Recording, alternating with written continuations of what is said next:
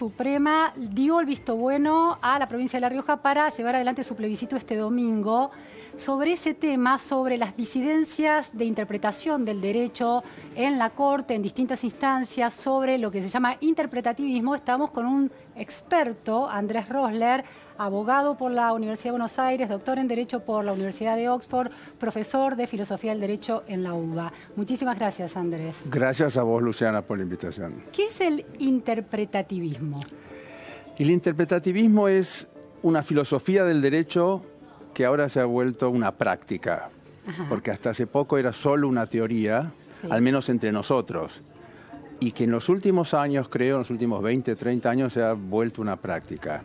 La filosofía, quizás el exponente más conocido hoy, el filósofo del derecho más conocido, interpretativista, hoy sea Ronald Dworkin.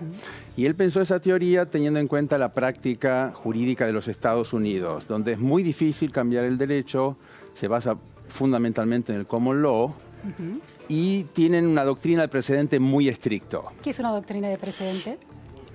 Los precedentes son jurídicamente vinculantes, no solo en el sentido cronológico, es algo que pasó antes, nosotros también tenemos fallos que son precedentes, sino que además de haber pasado antes, son obligatorios para los jueces. Entiendo. En cambio nosotros no seguimos esa doctrina. Hay un código y respetamos en teoría el código. Y el juez está más atado a la ley que a los fallos precedentes en sentido solo cronológico. Entiendo. Y decía que en los últimos años acá en Argentina se ha vuelto una práctica que quizás tiene que ver con la doctrina de Dworkin, pero que se ha independizado. Ya no importa qué es lo que dice la filosofía del derecho, sino que la práctica responde, creo, a tres grandes posiciones. A ver. La primera, como vos decís, hay que interpretar el derecho siempre. Si yo estoy parado en un semáforo en rojo, tengo que ponerme a interpretar si debo o no avanzar. Creo en China rojo significaba avanzar por la revolución cultural, entre nosotros creo que significa más o menos lo mismo, pero el punto es que no entiendo lo que dice la prohibición del semáforo en rojo. Sí, hay una prohibición clara, pero yo me arrogo el derecho de interpretarla. Según el interpretativismo, cada vez que uno quiere saber cuál es el derecho vigente, no le queda otra que interpretar. No tanto uno, los jueces, pero los jueces también son seres humanos y tendrían que reconocer que no entienden la prohibición del semáforo en rojo, lo cual es exagerado. En segundo lugar, esa interpretación, además de ser ubicua, tiene que mostrar el derecho en su mejor luz. Esto es, tiene un componente moral o valorativo. El juez no solo tiene que entender el derecho, sino que parte de esa comprensión tiene que obrar de tal manera que esa interpretación muestra el derecho en su mejor luz. En su mejor luz, moralmente justa. Exacto, la que muestre a esa comunidad jurídica, esa práctica jurídica en su mejor luz. Lo cual, la intención no me parece tan mala, pero el problema es que eso reintroduce el problema que se supone resuelve el derecho. Es el derecho el que decide cuál es la regla que tiene autoridad. Claro, cuando hay un conflicto moral, el derecho dice cuál es la resolución. Exacto. El derecho existe porque hay desacuerdos morales profundos sobre qué hacer. Así que si la moral es invitada o reincorporada al derecho al momento de su interpretación, con la mejor de las intenciones, o bien el derecho era redundante o no hace tan gran diferencia, o bien la tarea del derecho es imposible. Bien. Y el tercer componente que se sigue de estos dos, hay que interpretar siempre, y la interpretación tiene que ser moral, es que los jueces son coautores del derecho. El derecho es como una novela en cadena, dice Dworkin, y los que siguen esta práctica hoy creo que lo comparten, por lo cual no es que el derecho hace lo que se le da la gana, sino que ya hay una novela con ciertos capítulos escritos por los jueces anteriores, y ahora el juez agregará un nuevo capítulo. En cierto sentido está restringido por la práctica anterior, pero ahora agrega un contenido que antes no existía. Con lo cual los jueces son jueces y legisladores. Y el problema es otra vez, si el derecho se supone que tiene autoridad, ¿cómo puede ser que el juez agregue una regla autoritativa que antes no estaba? El juez decide si fue o no homicidio. Y ahí sí que agrega algo que antes no estaba. O estipula, determina los derechos, pero siempre sobre la base de una regla. A ver, vayamos a sobre capítulos que ya existían. Vayamos a casos concretos. Está este fallo de la Corte, hay una voluntad del gobierno de La Rioja por iniciar una enmienda. Luciana, me vas a matar, es el fallo de hoy, todavía no lo leí. Pero, bueno, a ver, vayamos al... Pero tengo una pregunta, más allá de que no lo hayas leído, hay un procedimiento de enmienda sobre el que quiere avanzar el gobierno de La Rioja. 3 jueces de la Corte dicen que no corresponde que la Corte falle en ese caso, y el juez Rosenkrantz dice que corresponde y que se debiera llamar a un plebiscito cuando hay una elección general, tal como dice la Constitución de La Rioja. Es decir, hay algo escrito en la Constitución de La Rioja que dice eso. Ahora, bueno, no es un semáforo en rojo. A ver. La Constitución, sería absurdo que yo dijera que la Constitución prevé reglas del tipo prohibido cruzar un semáforo en rojo. Es más probable que haya desacuerdos. El punto no es que no hay que interpretar nunca, sino que hay que interpretar cuando no se entiende. Bueno, y no aprovechar la ocasión para cambiar el derecho y que los jueces sean colegisladores. Por razones democráticas, es el Congreso, nuestros representantes, los representantes del pueblo, los que tienen la tarea de sancionar las leyes. Y es el pueblo en su carácter de poder constituyente o de el agente que ejerce poder constituyente, el que a su vez sanciona la Constitución. Pero entonces, a ver, para entender, un ciudadano común que no entiende estas teorías del derecho, ve que en la Corte, ante un texto escrito en una Constitución, hay 3 personas muy formadas y especializadas que lo leen de una manera y hay un cuarto que lo lee de otra manera. Eso es un hecho. Así como nosotros podemos tener una diferencia, yo digo que 2 más 2 es 5 y vos decís, no, estúpido, es 4. Eso no es un desacuerdo. Para que exista un desacuerdo genuino, tenemos que tener argumentos atendibles. Del solo hecho de que 3 jueces voten de un modo, 1 o 2 del otro, o que haya millones de personas en la calle en diferencia, mostrando su disconformidad, eso todavía no es un desacuerdo. Eso depende de los argumentos. ¿Eso no es interpretativismo? Bueno, pero si llamamos interpretativismo a una diferencia... Por ejemplo, así como en la Constitución no hay semáforo, no está la prohibición de semáforos en rojo, sí hay cláusulas sobre la libertad y la igualdad de los ciudadanos. Hay diferentes concepciones de libertad. Pero cuando la Constitución te dice, jamás, nunca, nadie puede ser castigado sino debido a una ley anterior al hecho del proceso, ¿qué es lo que no se entiende? Sí, eso es muy contundente. Sabemos lo que es ley, lo que es proceso, lo que es un hecho. Esto es la prohibición de la retroactividad de la ley penal. Salvo que incorporemos la física cuántica, sabemos más o menos, aunque el otro día estuve en una discusión sobre si era sábado o si hoy es viernes. Son convenciones y por lo tanto son relativas y pueden cambiar, pero no son arbitrarias. Nadie pone hoy, creo, en cuestión que es viernes. En relación al 2x1... Y en relación al 2x1, hay un artículo del Código Penal que dice, si entre el momento del hecho y la sentencia se sancionara una ley más benigna, siempre se aplicará la ley más benigna. Otra vez, ¿qué es lo que no se entiende? Ley más benigna, estar en la cárcel, fuera de la cárcel. Pero volvamos al 2x1. El 2x1 claramente generó una guerra de interpretaciones. Bueno, la calle asumió una interpretación pero ese es el punto. que no... Son interpretaciones. Claro, pero por eso... Cuando la Corte misma dentro... Porque la calle opinó algo, que es el 2x1 no podía aplicarse... La interpretación de la calle fue que el 2x1 no podía aplicarse a los crímenes de lesa humanidad. Muy bien. Había una ley del 2x1 que no hacía una distinción respecto de los crímenes de lesa humanidad. Exacto. El Congreso hizo otra ley para interpretar la ley anterior. Y la Corte, otra vez, en fallo dividido, 3 votos y el de Rosenkrantz por un lado, dijo... Está bien, se puede negar el 2x1 a los autores de crímenes. Sin duda, la Corte Suprema convalidó una ley penal retroactiva. Hay una guerra de interpretación, otra vez, en el sentido más amplio de interpretación. Yo dije que 2 más 2 es 5. Yo lo puedo llamar una interpretación mirando, sos un estúpido. No, 2 más 2 no es 5. Volvamos ahora a la prohibición de la retroactividad de la ley penal. La Constitución dice claramente, nadie puede ser castigado excepto debido a una ley anterior al hecho del proceso. El Congreso, sin embargo, en contra de la Constitución, claramente en contra de la Constitución, sanciona una ley penal retroactiva, diciendo que en la ley del 2x1, que como vos muy bien decís, decía en general, hablaba de crímenes o delitos en general, que en realidad no quedaba claro. Es como decir que el reglamento del International Board habla de clubes en general. No sabemos si habla de River o de Barcelona. Entonces, tenemos que decidir el resultado de un partido donde jugaba River contra Vélez o contra Barcelona. Nos preguntamos si clubes en general se aplica a un equipo de fútbol. No, es absurdo. Es obvio que clubes se refiere a cada club en general. ¿Por qué el 2x1 es diferente? Bueno, porque el Congreso sancionó una ley. El problema es que el Congreso, así como es el que nos dicta a nosotros las leyes, tiene un jefe, que es la Constitución. Y la tarea de la Corte Suprema es hacer que el Congreso, así como nosotros, obedezca a su jefe.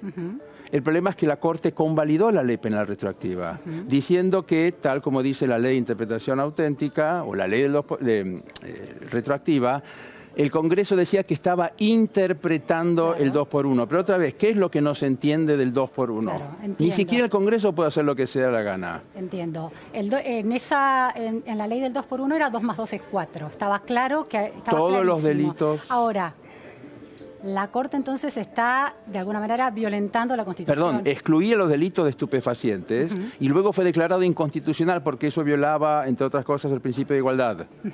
Y quedó delitos en general. Esta interpretativismo generalizado, ya no el filosófico que vos definías y acotabas muy claramente. Que ya tiene vida propia, no es que le echó la culpa a un filósofo, esto es una práctica. Ya se ha generalizado y se ha convertido en una práctica que tiene que ver con lo subjetivo, con la instancia de la subjetividad a la hora de interpretar la letra de las leyes y de la Constitución. La gente en la calle que pide... La gente en la calle y los jueces supremos que deciden escuchar e interpretar más que abren la ventana y se fijan cuánta gente hay en la calle. ¿Es eso o es que hay una instancia de subjetivización de la letra de la ley? Bueno, pero la tarea de un juez es aplicar la ley. Imagínate un árbitro de fútbol que dice, en realidad estuve interpretando la regla del penal o de lo que fue, en realidad la jugada fue en el área contraria. O, otra vez, luego de que terminara el partido, la International Board o la AFA dispone una nueva ley, un nuevo reglamento por el cual en realidad el partido terminó ganándolo el otro equipo del que había hecho, no sé, había convertido más goles según el reglamento anterior. Sería un escándalo. Sería un día que viviría en la infamia, porque se trata de fútbol. Pero cuando se trata de derecho penal, parece que no nos importa tanto. No miramos a la tribuna, pedimos el VAR, ese sistema que permite ver otra vez la jugada, no para cambiar el reglamento, sino para decidir qué fue. ¿Fue penal, no fue penal? ¿Fue en el área, fue afuera del área? ¿Por qué con el derecho somos diferentes? Ahora, eso no tiene que ver también, este interpretativismo generalizado que violenta de alguna manera la letra del derecho, no tiene que ver con la necesidad de la democracia en Argentina de establecer excepciones tras excepciones. Por ejemplo, en el caso de los crímenes de lesa humanidad, dada la excepcionalidad del crimen de lesa humanidad, es necesario, la sociedad siente, algunos miembros de la Corte sienten que es justificado penalizar de una manera más gravosa a los autores de crímenes de lesa humanidad. Porque son crímenes atroces. Exacto. ¿Hay alguna racionalidad? Pero otra vez, ¿cuál es la tarea de un árbitro? Aplicar el reglamento. ¿Cuál es la tarea de un juez penal o un juez de la Corte Suprema? Aplicar el Código Penal. No es que el juez de la Corte llega para aplicar su propio pensamiento. Si un juez de la Corte dijera, está bien, está el derecho, pero además yo voy a aplicar mi propio pensamiento, me parece que está en las manos absolutamente equivocadas semejante poder. Pero, cuanto más arriba vayamos, más deben apegarse a la ley. Bien, pero ante la excepcionalidad de un crimen atroz, ¿no se requieren leyes hay una excepción, excepcionales? La Constitución está en peligro, la República, la democracia. Pero que quede claro, estamos violando el derecho, haciendo una excepción, o aplicando el derecho penal del enemigo, o mandando un... El juicio de las juntas no fue una excepción también. Bueno, se supone que el juicio de las juntas fue conforme al Estado de Derecho, y tanto Malamud Gotti como Nino, que fueron los arquitectos de esos juicios, la idea era proteger las garantías de los acusados para que el día de mañana nadie pudiera invalidar esos juicios. La consigna era juicio y castigo. Ahora queda, creo que solo castigo, y el juicio es solo un medio. Y sabemos cómo tiene que terminar. Bueno, imagínate una lotería que vos ya sepas qué billete va a salir. Ese juicio, esa lotería está arreglada. Yo no digo que no haya que castigar, por supuesto que hay que castigar, para eso está el Código Penal, pero siempre satisfaciendo las garantías que están en el Código y en la Constitución. Los autores de crímenes de lesa humanidad se merecían, en tu interpretación, el 2 por 1. Yo cuando hablo de derechos, yo no hablo de lo que merece la gente, yo digo lo que dice el derecho nacional e internacional. Ojo, las garantías son parte del derecho penal internacional. Ahora, si podemos discutirlo moralmente, ¿qué merece esta gente que cometió esos crímenes atroces? Entonces, ¿para qué tenemos tribunales, sistemas tan desarrollados y complejos institucionales? Porque se supone que cuestiones tan complejas no pueden ser tratadas moralmente como si fuéramos cazadores-recolectores. Necesitamos un sistema institucional con jueces, presupuesto, porque se supone que son cuestiones muy difíciles. Pero, por ejemplo, Andrés, la categoría de femicidio... Es decir, no importa lo que yo crea, el juez tiene que aplicar el Código Penal. Bien, pero la categoría de femicidio, que antes no existía dentro de la justicia, ahora es una categoría con mucha presencia. O sea, pero cambios, está en el Código Penal. Claro, bueno, pero los cambios en la sociedad, en la moral de la sociedad, hicieron que el Código Penal incorporara una categoría que antes estaba excluida. Por supuesto, entonces, no existía. Pero eso es una excepcionalidad, por eso digo, la excepcionalidad a veces tiene una razón de ser. Otra vez, pero que quede claro, llamar excepción, o mejor dicho, interpretación, hacer una excepción, no tiene sentido. No estoy interpretando el derecho si lo estoy violando. Y eso es peligroso. Pero puedo recrearlo para incorporar la categoría específica de mujeres asesinadas. Depende, si quiero hacer un juicio y no está eso, pero si no está en el Código Penal, eso no es un juicio. Pero para llegar al Código Penal, antes no estaba en el Código Penal y en algún momento entró. Bueno, vamos al Congreso, por eso la discusión sobre el aborto está prohibido. Espero que un día cambie, pero la discusión sobre el aborto y la necesidad de reformar el Código Penal se debe a que está prohibido. Ahora, si yo puedo interpretar el Código Penal, el día de mañana, cuando ojalá ya esté prohibido, un juez más conservador dirá, yo voy a interpretar el derecho y en su mejor luz, en realidad el aborto es un delito contra de lesa humanidad. Bueno, la resistencia a Entonces no queremos que los jueces tomen decisiones. Claro. Por más que tengan buenas intenciones y llamen a eso una interpretación. Andrés, esto es lo que está pasando con el debate pro vida y pro aborto en la justicia a la hora de autorizar o a la hora en que la justicia se mete en el tema de los abortos fruto de una violación. Está clarísimo. No existe el derecho al aborto en el sentido del libre derecho a disponer del cuerpo, pero hay excepciones y hay jueces que creen que es más complejo, que no se entiende, que hay que interpretar cuando es clarísimo. Y ese es mi punto. Si no confundimos la teoría política, y todos tenemos una teoría política, con la teoría del derecho. Ahora, si la teoría del derecho es la política por otros medios, insisto, no tiene sentido ni tener jueces, ni código, ni constitución. Directamente hagamos lo que creemos que está bien. Entiendo. Y es absurdo que un juez se arrogue esa tarea. Está el tema del DNU, del que anunció el presidente Mauricio Macri en relación a la extinción de dominio. Así es. ¿Te parece que también hay un forzamiento del derecho a partir del interpretativismo? Yo seré muy viejo, pero si vamos a quitarle un derecho a alguien, por ejemplo el dominio, no podemos violar primero la Constitución. La confiscación está prohibida en la Constitución. ¿Por qué entonces el Código Civil prevé para los mecanismos que tiene de restitución de bienes una supedita esa discusión a la decisión de un juez penal? Porque una vez que el juez penal decide que hubo un delito, un robo, no sé qué hubo, y la sentencia está firme, entonces esa persona pierde o puede permitir que el juez determine que esa persona pierda su dominio. Pero darle al derecho civil el poder de decidir sobre un derecho de propiedad que está consagrado en la Constitución sin pensar en las consecuencias penales, viola la presunción de inocencia, la prohibición de la confiscación que está en la Constitución y encima otra vez la irretroactividad de la ley penal, porque se trata de una disposición que rige incluso hacia el pasado. Por si fuera poco, la pérdida de la presunción de inocencia y la prohibición de la confiscación. Otra vez, la idea es, no sé, esta gente que robó y no sé qué hizo no merece, pero la discusión es jurídica. Claro, esa es una distinción central. Podría jugar al revés. Claro. Los que están hoy gobernando, mañana pueden ser acusados penalmente y con eso sería suficiente la sola acusación o denuncia para que perdieran sus bienes. Claro.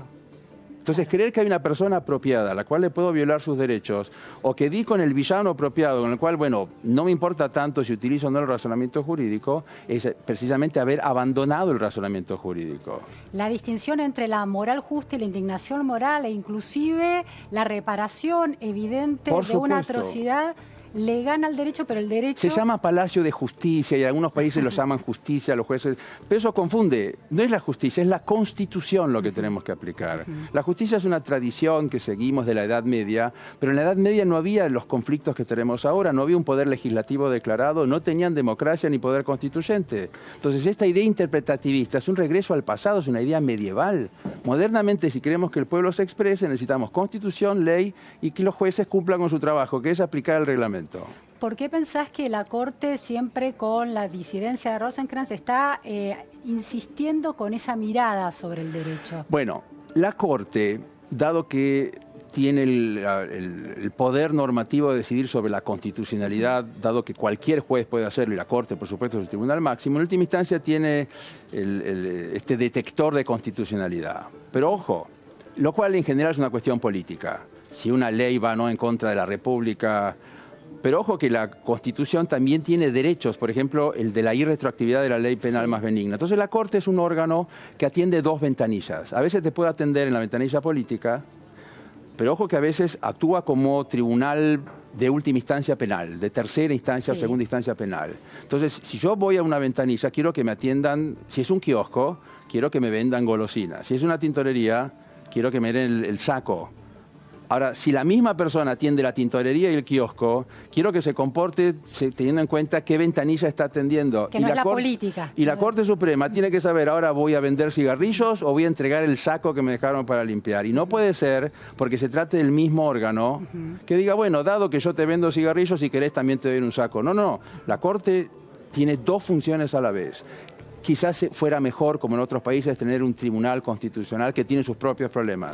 Pero al menos las tareas están claramente separadas. Nosotros, en cambio, el mismo tribunal, el mismo órgano, cumple tareas políticas y jurídicas. Entiendo. Entonces no podemos inferir que, dado que se dedica a la política, las garantías penales son una cuestión política. Tengo dos últimas preguntas. En relación a Rosenkrantz, algunos hacen una lectura política de que sus fallos tienen un sesgo que favorece al gobierno. ¿Favorece al gobierno o favorece al derecho? Bueno, yo aconsejaría leer los fallos de todos los jueces. Por más que a mí me parezca que eso favorece a no sé quién, hay que ver qué argumentos utiliza. En el caso del 2x1 y en el caso de Batalla, el fallo Muñiz y Batalla, no tengo absolutamente ninguna duda de lo que hizo Rosenkrantz. Fue aplicar el derecho en contra de la calle, en contra de sus colegas, en contra de lo que... Y eso es lo que esperamos de un juez de la Corte. Que no ceda la presión. Están ahí para hacer una diferencia, para proteger la Constitución, no para abrir la ventana. Tengo una última pregunta, ¿estamos en un momento de mayor calidad institucional a partir de esta descripción que vos hacés del modo en cómo se ha extendido el interpretativismo? Y evidentemente no, porque tenemos una estructura institucional democrática que se basa en la Constitución, el poder constituyente, los jueces que deberían hacer caso a sus jefes, que son el Congreso y la Constitución, pero una práctica, como decía, premoderno medieval, con la mejor de las intenciones. La idea es buscar la decisión correcta, el resultado justo, pero si tuviéramos una manera de identificar qué es lo correcto y lo justo antes de poner en práctica el derecho, bueno, no tendría sentido tener semejante sistema institucional. Sí, los jueces no son iluminados, tienen que poner en práctica el derecho. Si no entienden, tienen que interpretar, pero no puede ser que llamen interpretación a los cambios que hacen del derecho. Los cambios se hacen en el Congreso o en un momento una reforma constituyente. El juez está para cumplir con su trabajo, que es aplicar la ley. Muchísimas gracias, Andrés. Muy interesante este tema realmente. Te agradecemos que hayas estado aquí. Muchas gracias a vos, Luciana. Vamos a otro tema. Empezó la temporada de premios en Hollywood y va a estar Silvina